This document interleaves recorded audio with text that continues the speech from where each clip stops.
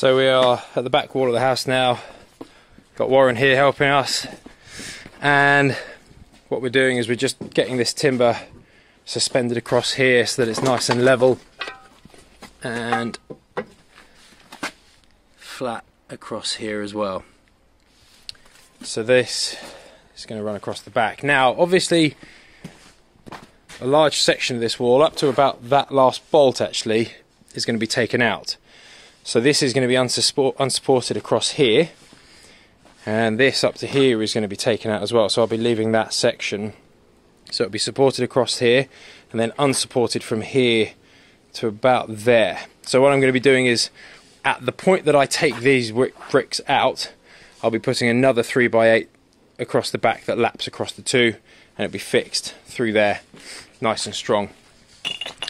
I'm making sure that I've got ventilation as well, so I'm just boring out some holes. I'm just being very careful and boring them straight out the middle there, so there's a bit more ventilation. And obviously the ventilation goes under as well, so that's okay. What we're going to do is we're going to get another one of these cut down to length and then supported across there, fixed into the wall. And I'll obviously make sure that we've got these air vents here, allowing airflow in here.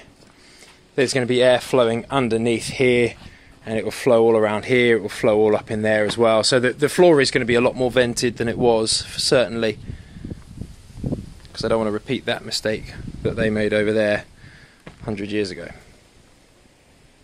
Right, we've just finished hammering and nailing these in. We are dead level on here. We are dead level across there, which is equally important, and that is the case the whole way across, corner to corner. Very nice and level. And we're also level on here. This is a bit harder to show because of the way the timbers are, but we are level on here. Obviously there's a bit of twist in this timber, which we're going to rectify when we put the, we're going to bolt another timber to the back of this here when I've taken these walls out, and that will straighten out the twist in that. I'll get a really nice dry stable piece with no twist in it. That's perfectly free of twist, and that will straighten up this one, and I'll bolt them through that way. So these are now done. So what we're going to do now is we are going to leave the clamps on just for a little bit, just to help that set off. I think we're going to get a couple more in this one here, around here. I'm not happy with how unsupported this is here, but I might even just come across with some timber locks in there. Then what I've started to do is I've started to mark out the joist hangers here at 400 centres. Then what we can do is we can measure across from here to here, and we can start getting some joist hangers hung along the back, and by the end of the day I reckon we will have most of this suspended timber floor done. So it's good. So we're at the stage now where we are getting our joist hangers on. What we've done is this was 400 centres here, but it meant that the hanger was fouling on the bolt. So we've just moved it across. So we've made the distance smaller. You don't want to make the distance bigger if you can avoid it. So we've made that distance smaller, and we're at 400 centres there, and then we're working off 400 centres every point thereafter. So you've got the joist hangers. These ones are, you'd either get them at 47mm or 75mm. These are 75mm because they're 3-inch timbers that are going to be spanning across. And I've got a nice big box here of 40mm galvanized square twisted nails, which are the fixings that you use. Let me pop this open. These are the fixings that you use to drive them in. We are just laying out the joists hangers on the other side to make sure they all line up. Some of them are a little bit closer because they were conflicting with the air vents or the bolts on the other side, so we're just double checking that they are exactly level and even at 400 centres or less, which is fine. The other thing, I don't know why I didn't think about this earlier, if you're going to post this in the comment you'd be absolutely right. This floor is going to be running straight over here, so leaving a little bit of brick down below on the foundation is absolutely fine, rather than taking this whole brick wall out all the way down to the soil. That's a waste, completely unnecessary. I can take the brick down so it's just below this, and then I can have joists inside. I can still put a double hanger on this, but I only need to suspend between here and here. I don't need to suspend the timber across the whole way. You'll see what I mean in a later video when I do finally take that out, but it's going to be much easier. It means I can use, you know, I've got this little offcut here that I can double joist between there. Absolutely fine. So yeah, we're doing well. We're going to crack on. We've got 21 to do on this side. We've done probably 6 there. Yeah, 6. So a few more to do. So we've just had the insulation delivered. None of that's mine. All of that's off down to Cornwall. St Ives. All of the stuff I've just had is up round the back here. So we've got all of this. That is 2 deep there. And all of this here. So yeah, there's quite a lot of that. In fact, there's absolutely tons of it.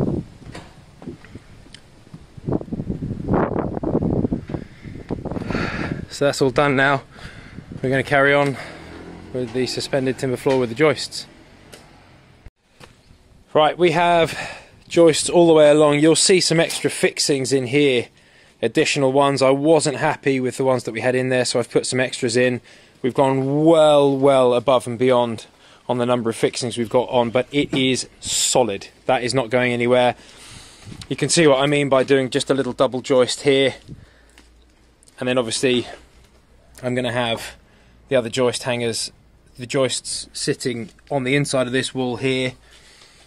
It'll be nice and solid, trust me. That's just for now, for temporary, but that is solid and not going anywhere. There is no movement or squeak in that. I've got 2, 4, 6, 8. I've got 9 timber locks in there. Each one can take up to a ton of weight, so that is quality. What we're going to do now is get the joists round, and I'm actually going to completely copy a technique that I saw Robin Clevitt do. If you're a subscriber to Robin Clevitt's channel, you'll see he gave a really good tip for how to get joists flat across a span. I am basically going to copy him now. If you haven't seen that, then I'll post a link to that video up here, because it is a really helpful tip, and that's what we're going to copy now. So we're going to get all our joists in, and then we're going to level them, and then we're going to put them in one by one.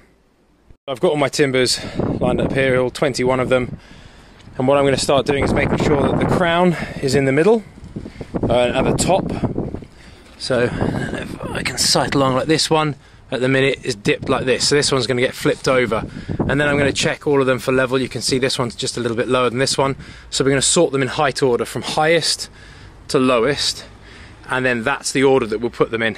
It's arbitrary whether you do highest on this side or highest on that side, as long as you stick to highest to lowest and you've got a relatively level point between here and there, then you're gonna get a nice level floor, or as level as you can when you're working with a natural material. Right, we've just spent 15 minutes going through this and sorting them as best we can. They're pretty even, they're pretty good. We've made sure that the crown is in the middle and at the top. Well, you can't make sure the crown's in the middle. We've made sure that the crown is at the top on all of these, and that they are as level as they can be, descending order from highest to lowest. Now what we're going to start doing is we're literally going to measure and cut one by one. I'm not going to assume that everything's 100% square.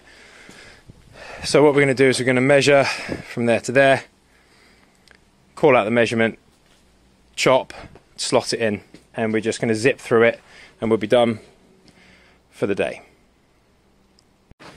First hanger is in, nice and tight, and it is level, which is obviously highly satisfying, but also incredibly important, and it's level to itself as well, which is great. That is really good.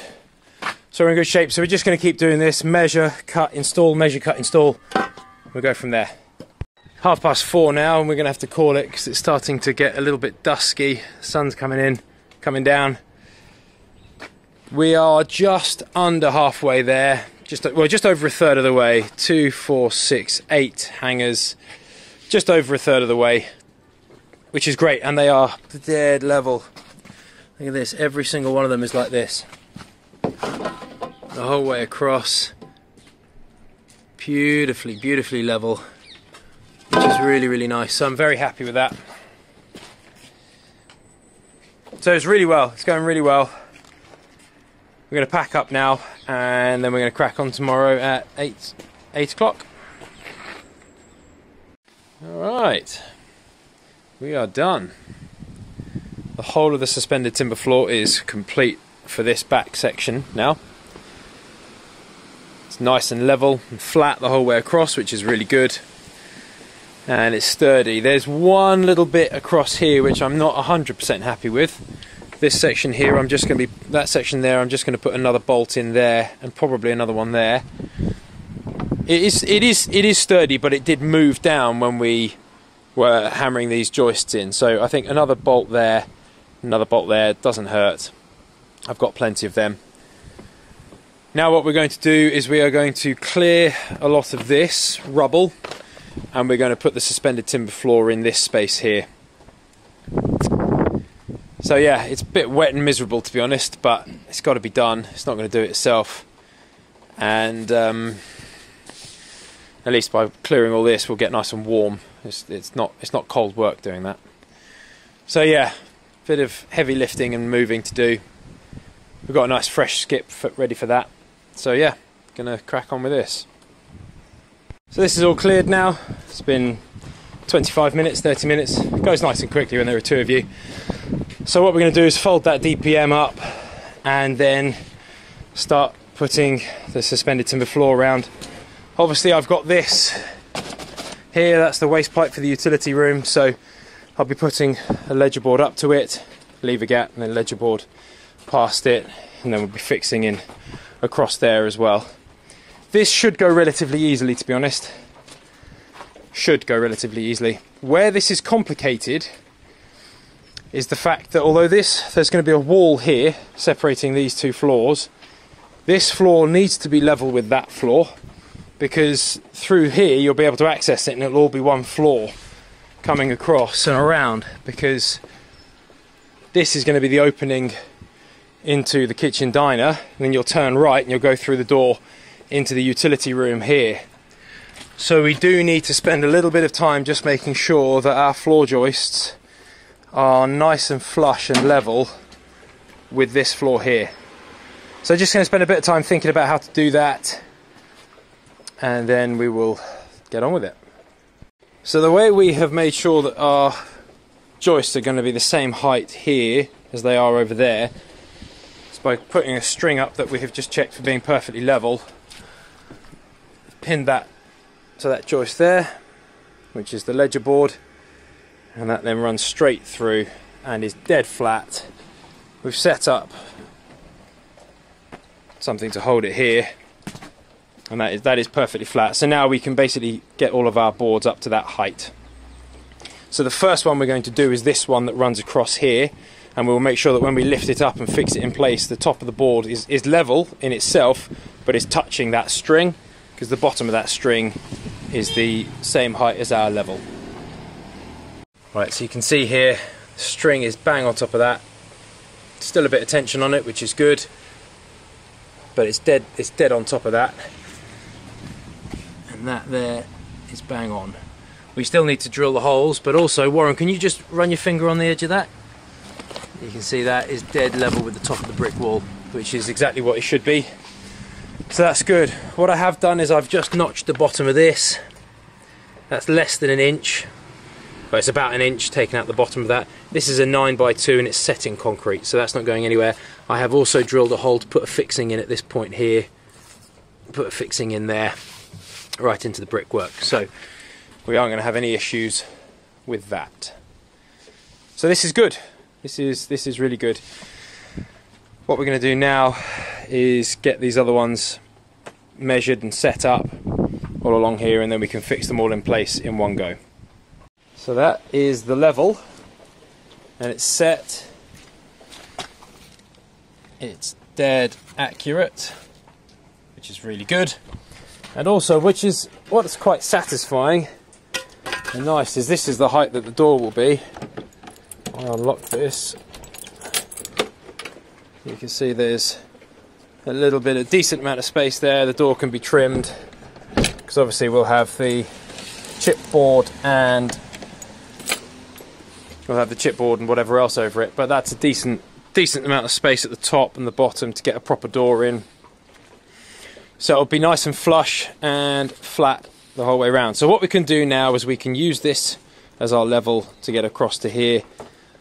We've got the clamps in the house, so we can get them, we can clamp this on, and we're in really good shape to get this done and then suspended with some hangers.